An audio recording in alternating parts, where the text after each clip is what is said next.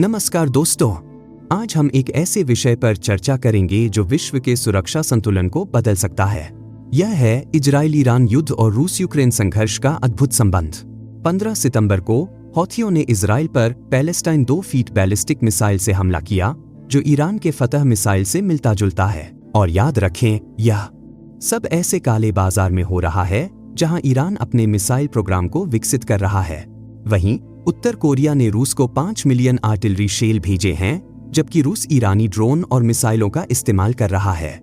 क्या आप जानते हैं कि रूस के लगभग आधे ऊर्जा निर्यात चीन को जाते हैं? संक्षेप में, ये युद्ध और प्रतिबंध केवल देशों के बीच दूरी नहीं बढ़ा रहे, बल्कि उन्हें एक दूसरे के और करीब ला रहे हैं। तो चलिए जानते हैं कि यह कैसे पश्चिमी देशों के लिए एक बड़ा खतरा बन सकता है।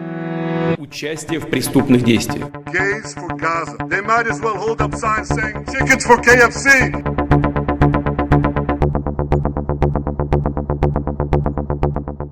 Still keeps the Shah on his throne. 1979 में ईरान में हुई क्रांति ने पूरे मध्य पूर्व के राजनीतिक परिदृश्य को बदल दिया। जब आयतुल्ला खोमेनी ने ईरान का नियंत्रण अपने हाथ में लिया, तो इसने अमेरिका और उसके सहयोगियों के साथ ईरान के संबंधों को समाप्त कर दिया।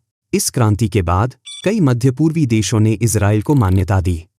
मिस्र ने इजराइल के साथ शांति समझौता किया। इसके बाद ओस्लो समझौते और जॉर्डन की शांति संधि का दौर आया। धीरे धीरे अन्य देशों ने भी इजराइल की संप्रभुता को स्वीकार करना शुरू कर दिया।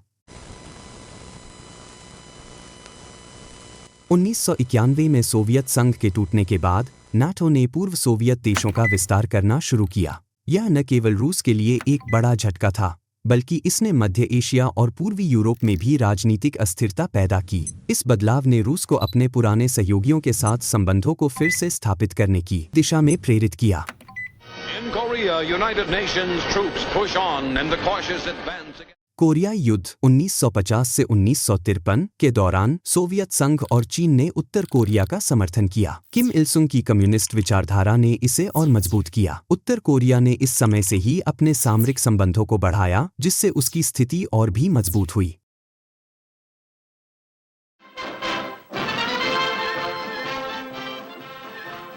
These men are aviation cadets.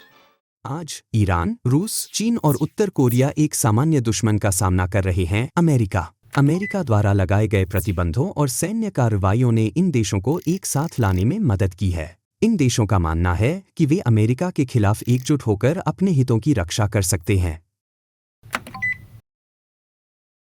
हाल ही में अमेरिका ने गाजा संघर्ष के बीच एक सीज़फायर डील पेश की थी, जिसे यूएन में मतदान के दौरान रूस द्वारा अवरुद्ध कर दिया गया।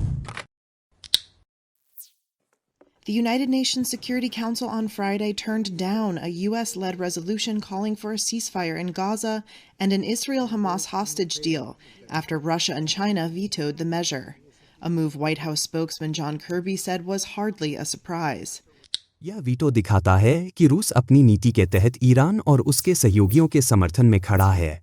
हाल के वर्षों में रूस-यूक्रेन युद्ध ने इन देशों के बीच सहयोग को और बढ़ावा दिया है। ईरान ने ड्रोन और मिसाइलें भेजी हैं, जबकि उत्तर कोरिया ने आर्टिलरी शेल्स और बैलिस्टिक मिसाइलें प्रदान की हैं। रूस ने ईरान को मिसाइल डिफेंस सिस्टम भी प्रदान किया है, जिससे दोनों देशों को एक दूसरे की सुरक्षा में मदद मिल रही है। इसके अलावा चीन ने रूस से सस्ता तेल खरीदना शुरू किया है, जिससे उनके आर्थिक संबंध भी मजबूत हो रहे हैं। मार्च 2024 में रूस ने उत्तर कोरिया पर लगाए गए प्रतिबंधों के नवीनीकरण के लिए एक प्रस्ताव पर वीटो किया। यह स्पष्ट करता है कि रूस, ईरान और उत्तर कोरिया के बीच सहयोग और भी गहरा हो रहा है। यह वीटो न केवल राजनीतिक बल्कि आर्थिक और सैन्य सहयोग को भी दर्शाता है। दोस्तों, इस प्रकार ये देश एक दूसरे की मदद कर रहे हैं और अपने सामान्य दुश्मन अमेरिका के खिलाफ खड़े हो रहे हैं।